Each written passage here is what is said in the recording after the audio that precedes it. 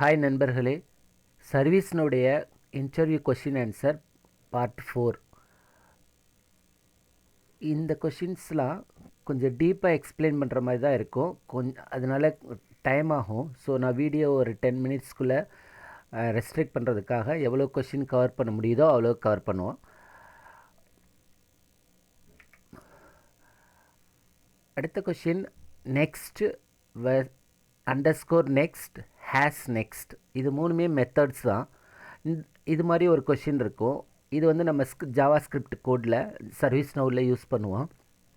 Next அப்படிங்கிறது returns the next element.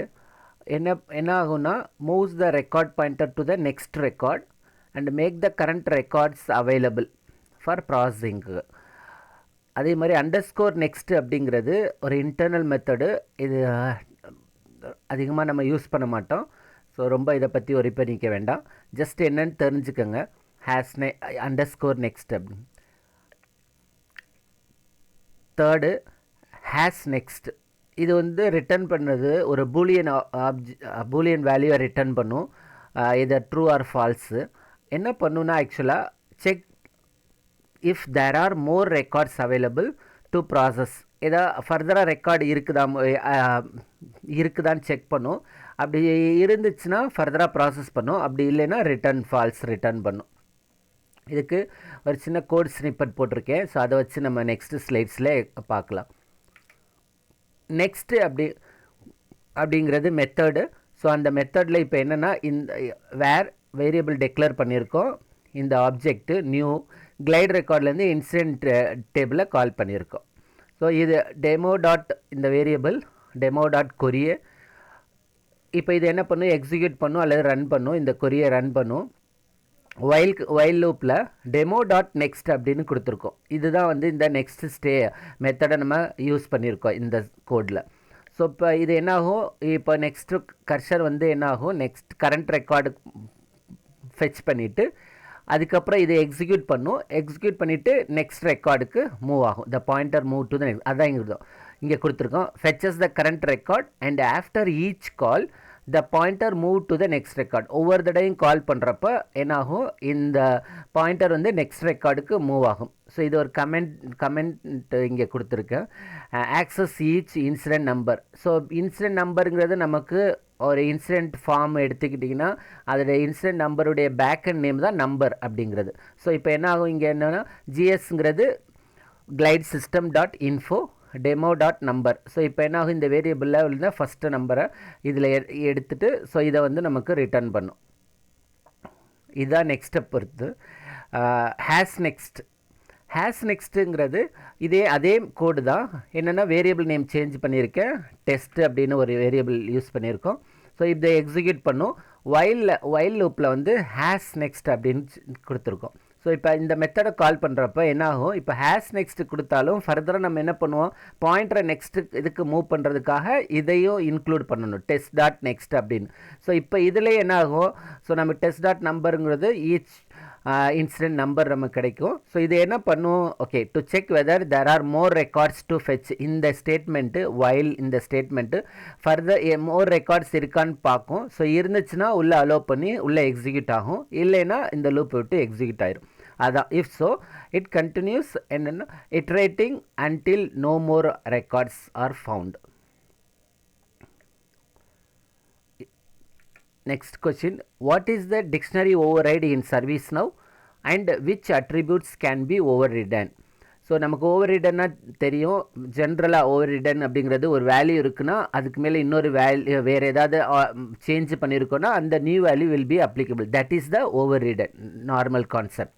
Okay, இப்போ with respect to ServiceNow என்னென்னா dictionary override in ServiceNow என்ன பண்ணுன்னா, இப்போ நமக்கு ஒரு டேபிள் சிம்பிளாக எக்ஸ்பிளைன் பண்ணுறதுக்கு முன்னாடி சிம்பிளாக சொல்லிடுறேன். நமக்கு ஒரு டேபிள் இருக்குது. ஃபார் எக்ஸாம்பிள் டாஸ்க் டேபிள் எடுத்துக்கோங்க. அந்த டேபிளில் ஒரு ஃபீல்டு இருக்குது. அந்த ஃபீல்டு நம்ம ரீயூஸ் பண்ண போகிறோம். இன்னொரு டேபிள் இன்சிடென்ட் எடுத்துங்க. ஸோ டாஸ்க் டேபிள் இருக்குது, இன்சிடென்ட் டேபிள் இருக்குது. டாஸ்கில் ஒரு ஃபீல்டு வந்து இன்சிடென்ட் டேபிளில் ரீயூஸ் பண்ண போகிறோம். அப்போ அந்த ரீயூஸ் பண்ணும்போது டாஸ்க் டேபிளில் வந்து அந்த ஃபீல்டு வேறு மாதிரி பிஹேவ் பண்ணணும், இன்சிடென்ட் டேபிளில் வேறு மாதிரி பிஹேவ் பண்ணணும். ஸோ இது மாதிரியே ஒரு சுச்சுவேஷன் கேஸில் என்ன பண்ணுவோன்னா, நம்ம வந்து இது வந்து டிக்ஷனரி ஓவர்ரைட் மூலமாக வந்து நம்ம வந்து அதை அச்சீவ் பண்ணுவோம். இது என்னென்னா இங்கே dictionary override in a service now allows you to customise or override the default dictionary attributes of a field for a specific child table.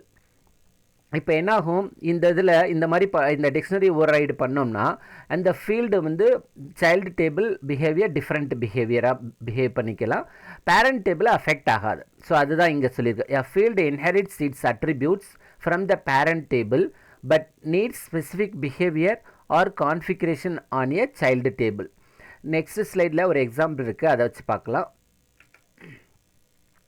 இப்போ to allow fields in a child table to behave differently from the parent table without affecting the global setting of the parent field. So இப்போ இந்த dictionary override மூலமாக parent table எதுவும் affect ஆகாது, child டேபிளில் மட்டும்தான் அந்த change நடக்கும். என்னென்னா எக்ஸாம்பிள் பாருங்கள். இப்போ நமக்கு டாஸ்க் டேபிளில் ஒரு ஃபீல்டு இருக்குது, அசைன் டு அப்படிங்கிற ஒரு ஃபீல்டு இருக்குது. ஸோ இந்த ஃபீல்டு வந்து என்ன, நம்ம we want it's read only அட்ரிபியூட்டாக இருக்கணும் அப்படின்னு to apply globally. Okay, so இப்போ டாஸ்க் டேபிள் அசைன் டுங்கிற ஃபீல்டில் ரீட் ஒன்லியாக நம்ம வச்சுருக்கோன்னு வச்சுக்கோங்க. ஸோ இதே ஃபீல்டை எங்கே யூஸ் பண்ணியிருப்போம், இன்சிடென்ட் டேபிளே நம்ம யூஸ் பண்ணலாம். ஓகே, ரீயூஸ் பண்ணிக்கலாம். ஸோ இப்போ இன்சிடென்ட் டேபிளே யூஸ் பண்ணும்போது பட் இன்சிடென்ட் டேபிளில் அந்த ஃபீல்டு வந்து எடிட்டபிளாக இருக்கணும்.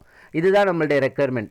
டாஸ்க் டேபிளில் இந்த ஃபீல்டு வந்து ரீட் ஒன்லியாக இருக்கணும், இன்சிடென்ட் டேபிளில் அந்த டேபிள் வந்து அந்த ஃபீல்டு வந்து எடிட்டபிளாக இருக்கணும். ஸோ இப்போ என்னன்னு, இப்போ நம்ம இதை வந்து டிக்ஷனரி ஓவர்ரைட் மூலமாக இந்த டேபிளை இந்த ஃபீல்டு இந்த டேபிளை எடிட்டபிள் ஆக்கிட்டோன்னா that will not affect the parent table. So இப்போ நம்ம சைல்டு டேபிள் பிஹேவ் வந்து டிஃப்ரெண்ட்டாக பிஹேவ் ஆகும், அதே ஃபீல்டு பட் ஒரே ஃபீல்டு சைல்டு டேபிளில் டிஃப்ரெண்ட்டாக பிஹேவ் ஆகும், பேரண்ட் டேபிளில் எந்த சேஞ்சும் நடந்திருக்காது. ஸோ அதுதான் வந்து டிக்ஷனரி ஓவர்ரைட் மூலமாக நம்ம கான்ஃபிகர் பண்ணலாம். ஸோ இதை ஃபுல்லாக எக்ஸ்பிளைன் பண்ணால் வேறு ஒரு வீடியோ தான் நான் பண்ணணும். ஆல் மெனுவில் போயிட்டு டிக்ஷனரி ஓவர்ரைட் கொடுத்து எந்த ஃபீல்டோ அந்த டேபிள் எடுத்து அந்த டேபிளில் உள்ள ஃபீல்டு. ஸோ மைட் பி ஃபியூச்சரில் வேணால் நான் ஒரு வீடியோ அந்த மாதிரி டிக்ஷனரி ஓவர்ரைட் வீடியோ ஒன்று போடுறேன் செப்பரேட்டாக. பட் இன்டர்வியூக்கு ப்ரிப்பேர் ஆகிறதுக்கு ஸோ இந்த நாலேஜ் இந்த வச்சு நீங்கள் ரெஃபர் பண்ணிங்கன்னா இட் வில் பி ஈஸி. எந்தெந்த அட்ரிபியூட்லாம் ஓவர்ரைட் பண்ணலாம் அப்படின்னு பார்த்தீங்கன்னா default value. So default value, mandatory, read only field, reference qualifier, active, max length, choice list. இதில் ஒரு 3 இதை எக்ஸ்பிளைன் பண்ணுறேன். ஸோ மேண்டேட்ரி ஃபீல்டு வந்து என்னென்னா உங்களுக்கு வந்து இப்போ பேரண்ட் டேபிளில் வந்து மேண்டேட்ரியாக இருக்கும், அதே சைல்டு டேபிளில் மேண்டேட்ரியாக இருக்கக்கூடாது. ஸோ அப்போ என்ன பண்ணலாம், நம்ம டிக்ஷனரி ஓவர்ரைட் யூஸ் பண்ணலாம். தென் ஃபார் எக்ஸாம்பிள் மேக்ஸிமம் லென்த் ஒரு ஃபீல்டு இருக்குது, அதாவது ஒரு ஃபீல்டு இருக்குது, ஒரு ஃபீல்டுடைய லென்த் வந்து நம்ம செட் பண்ணியிருப்போம் பேரண்ட் டேபிளில் 20 அப்படின்னு செட் பண்ணியிருப்போம். ஓகே, அல்லது இன்வாய்ஸ் நம்பர்னு வச்சுக்கோங்க. இன்வாய்ஸ் நம்பர் அப்படி ஒரு ஃபீல்டு, அந்த ஃபீல்டுடைய லென்த் வந்து 20 அப்படின்னு பேரண்ட் டேபிளில் இருக்குது. பட் அதே இன்வாய்ஸ் நம்பர் ஃபீல்டை நம்ம இன்னொரு இதுக்கு கஸ்டமைஸ் பண்ணுறோம், அதை வந்து நம்ம வந்து இன்சிடென்ட் டேபிளையோ வேறு டேபிளையோ யூஸ் பண்ணுறோம். So that is a child table.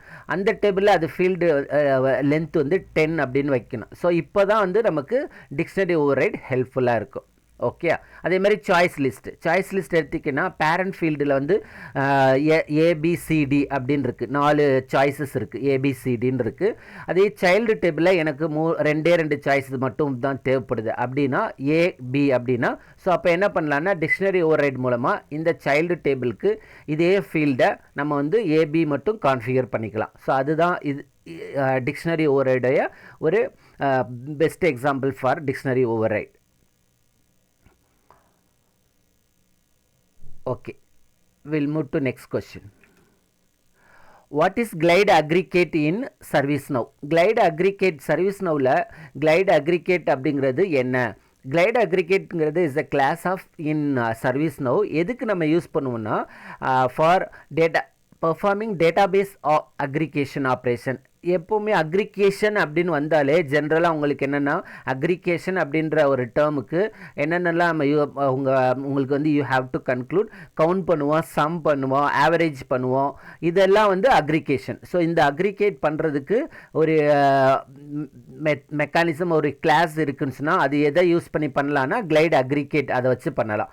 So இந்த கிளைட் அக்ரிகேட் ரெக்கார்டு என்ன பண்ணலான்னா இந்த மாதிரி கவுண்ட் பண்ணுறது, சம் பண்ணுறது.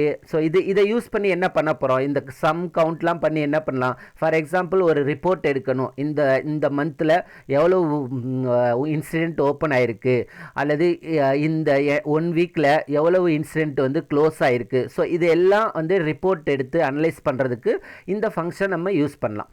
ஸோ இப்போ இதை வந்து கிளைட் ரெக்கார்டு மூலமாகவும் இந்த கவுண்ட் பண்ணலாம். ஆனால் பட் இந்த மாதிரியான ஃபங்க்ஷன்ஸ் எல்லாம் நம்ம கிளைட் அக்ரிகேட் மூலமாக தான் பண்ணணும். ஏன்னா கிளைட் ரெக்கார்டு யூஸ் பண்ணிங்கன்னா அது வந்து டேட்டாபேஸ் லோட் ஆகும். ஒவ்வொரு டைம் வந்து டேட்டாபேஸை ஃபெச் பண்ணி ஸோ உங்களுக்கு வந்து எடுத்துடும். That is the database load. ஆனால் அக்ரிகேட் ஃபங்க்ஷன் யூஸ் பண்ணிங்கன்னா இது வந்து டேட்டாபேஸ் ஃபெச் பண்ணாது. என்னென்னா உங்களுக்கு ஒரு அக்ரிகேட் டேட்டாவை எடுத்துகிட்டு ஸோ என்னதுன்னா ஒரு பெர்ஃபார்மன்ஸ் இஷ்யூ வராது. கிளைட் அக்ரிகேட் மெத்தட் யூஸ் பண்ணோம்னா பெர்ஃபார்மன்ஸ் இஷ்யூலேருந்து அவாய்ட் ஆகலாம். ஸோ நெக்ஸ்ட் ஸ்லைடில் பார்க்கலாம். அக்ரிகேட் ஆப்ரேஷன் என்னென்னலாம் அக்ரிகேட் ஆப்ரேஷன் பண்ணலாம் அப்படின்னு பார்த்தீங்கன்னா கவுண்ட் பண்ணலாம். ஸோ இதுக்கு இந்த மாதிரி தான் நம்ம எப்படி யூஸ் பண்ணுவோன்னா ஸ்கிரிப்ட் எழுதினோம்னா count, sum, average, minimum, maximum. So இதெல்லாம் இந்த மெத்தட் இருக்குது. ஸோ இந்த மெத்தட் யூஸ் பண்ணி நம்ம இந்த சின்டாக்ஸ் யூஸ் பண்ணி எந்த ஃபீல்டு நேமுக்கு சம் பண்ணணும், எந்த ஃபீல்டை வந்து ஆவரேஜ் பண்ணணும் அப்படின்னு பார்க்கலாம். நெக்ஸ்ட் வந்து ஒரு கவுண்ட்டுக்கு ஒரு சிம்பிள் எக்ஸாம்பிள் கொடுத்துருக்கேன், அதை பார்க்கலாம். கவுண்ட். ஸோ எப்படி கவுண்ட் பண்ணுறது கிளைட் அக்ரிகேட் யூஸ் பண்ணி என்னது where aggregate new glide aggregate incident ஃபார்மை இன்க்ளூட் பண்ணியிருக்கோம். ஸோ என்னென்னா ஆட் அக்ரிகேட், இதுதான் நம்மளுடைய கொரி. ஸோ ஆட் அக்ரிகேட் கவுண்ட்டுன்னு கொடுத்துருக்கோம். ஓகே. ஸோ இந்த மெத்தடை கால் பண்ணி இந்த கவுண்ட் ஃபங்க்ஷன் நம்ம யூஸ் பண்ண போகிறோம். அக்ரிகேட் டாட் கொரி எக்ஸிக்யூட் ஆகும். ஸோ என்னது இஃப் கண்டிஷனுக்குள்ளே அக்ரிகேட் டாட் நெக்ஸ்ட் எலிமெண்ட் போகும். ஸோ இப்போ இந்த இதில் வந்து கவுண்ட் வந்து ஸ்டோர் ஆகும். ஒவ்வொரு டைம் கால் பண்ணுறப்ப ஃபஸ்ட்டு எவ்வளோ இன்சிடென்ட் கால் பண்ணும். இந்த லூப் எக்ஸிக்யூட், இந்த கண்டிஷன் சாட்டிஸ்ஃபை ஆகிற வரைக்கும் இந்த லூப் எக்ஸிக்யூட் ஆகும். எக்ஸிக்யூட் ஆகிட்டு ஃபர்தராக என்ன ஆகும், gs.print டோட்டல் இன்சிடென்ட் என்னன்னு சொல்லிட்டு இந்த கவுண்ட்டில் என்ன நம்பர்ஸ் கிடைக்குதோ அதை வந்து நமக்கு வந்து இங்கே வந்து நமக்கு டிஸ்பிளே ஆகும். ஸோ இதுதான் வந்து count function with respect to glide aggregate. So இதோட வந்து நான் இந்த வீடியோ ஸ்டாப் பண்ணிக்கிறேன். ஸோ ஃபர்தர் வீடியோஸில் நெக்ஸ்ட் கொஸ்டின்ஸ் பார்க்கலாம். இந்த வீடியோஸ் பற்றி உங்களுக்கு ஏதாவது டவுட் இருந்துச்சுன்னா கமெண்ட் பண்ணுங்கள். உங்களுக்கு ஃபர்தராக வந்து ஸ்டில் கிளாரிஃபிகேஷன் தேவைப்படுது அப்படின்னா என்னுடைய வாட்ஸ்அப் பண்ணுங்கள், அல்லது எனக்கு இஃப் ரெக்வயர்ட் கால் மீ. நன்றி.